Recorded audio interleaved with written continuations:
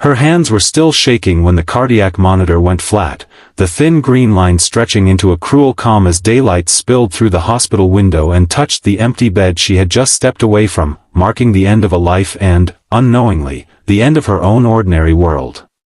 She was Mara Ellison, 32 years old, exhausted down to the bone, her last shift as a civilian nurse finished with the same quiet devastation that had followed her for years, a pattern of endings she never spoke about because grief had become her second skin. The hospital smelled of antiseptic and burned coffee, the corridors buzzing with life while her own felt paused. Her blue scrubs were wrinkled, her badge hanging crooked, her hair pulled back in a careless knot that spoke of too many nights without rest. She signed her final paperwork under a skylight where the sun looked too bright to belong to a place like this, then stepped outside into the open air, believing the hardest part was over. If you believe in hope, compassion, and second chances, take a moment to like, comment, share, and subscribe to Kind Soul Narratives, because stories like this only live when hearts choose to feel them. Mara's life had never followed a straight line. She had grown up near the coast, raised by a father who worked docks and a mother who volunteered at free clinics. When her mother died suddenly from an undiagnosed condition, Mara learned early what it meant to watch helplessly as monitors beeped and adults spoke in careful tones. That loss carved a quiet promise into her soul, one she kept even when it cost her sleep, love, and peace. She trained as a nurse not because she thought she could save everyone, but because she couldn't stand doing nothing.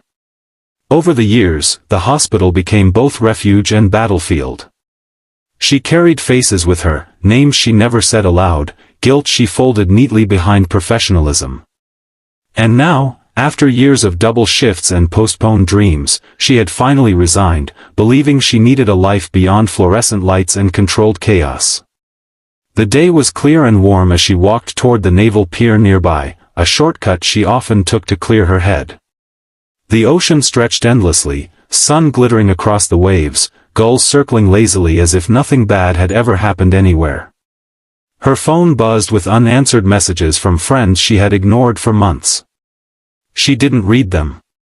She stood at the edge of the pier, breathing in salt air, letting tears fall freely for the first time since the patient's heart had stopped. The world felt too big and too indifferent, and she felt unbearably small within it. What Mara didn't know was that her life had been testing her in ways she never understood. Years earlier, long before the hospital, she had volunteered overseas with a humanitarian medical team, spending months in harsh conditions where days blurred together under relentless sun. During one evacuation gone wrong, she had made a choice that haunted her still, redirecting limited supplies to stabilize a critically injured soldier while others waited. She saved him, but not everyone else. The decision had followed her like a shadow, replaying in dreams she woke from gasping, wondering if compassion could ever be enough when the world demanded impossible math. As she stared out at the water, a low rhythmic thrum rolled through the air, barely noticeable at first, then unmistakable. A naval vessel moved into view, massive and imposing, slicing through the blue with quiet authority. She barely registered it until movement on deck caught her eye.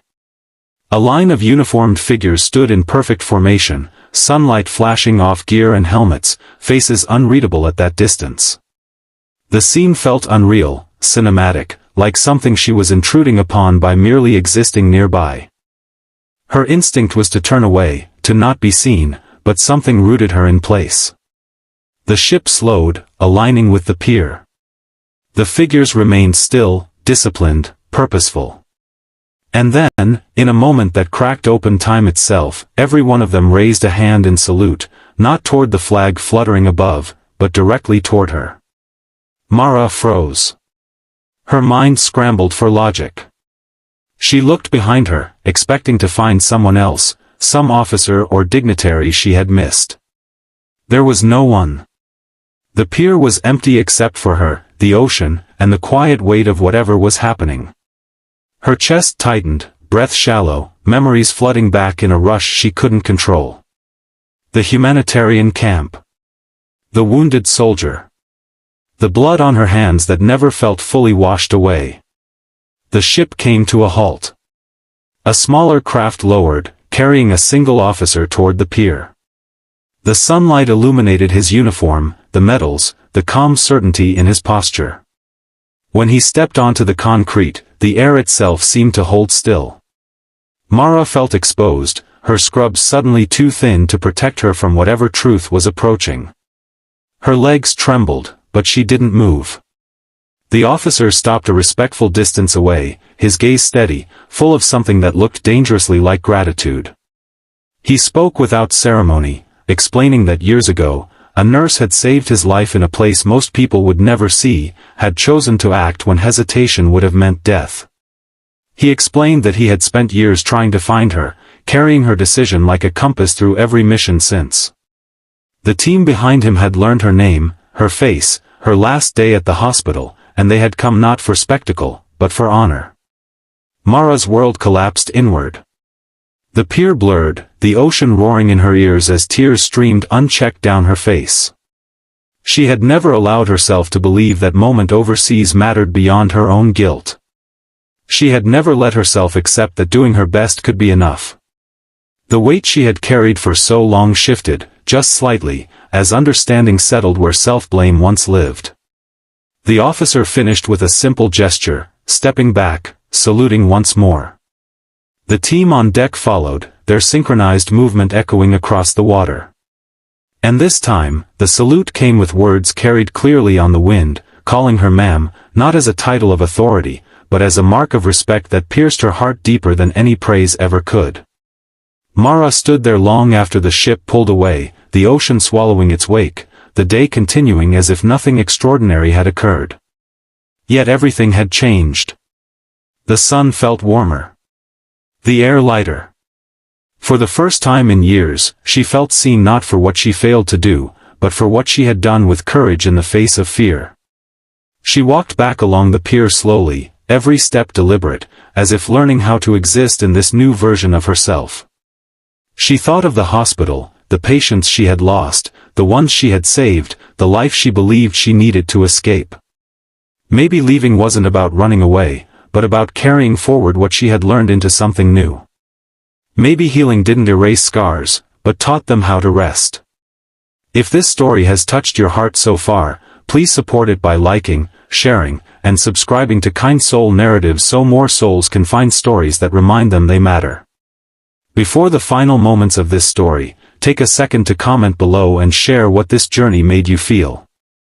Mara returned home that evening as the sun dipped low, painting the sky in gold and amber. She placed her scrubs neatly in a drawer, not as a goodbye, but as a thank you.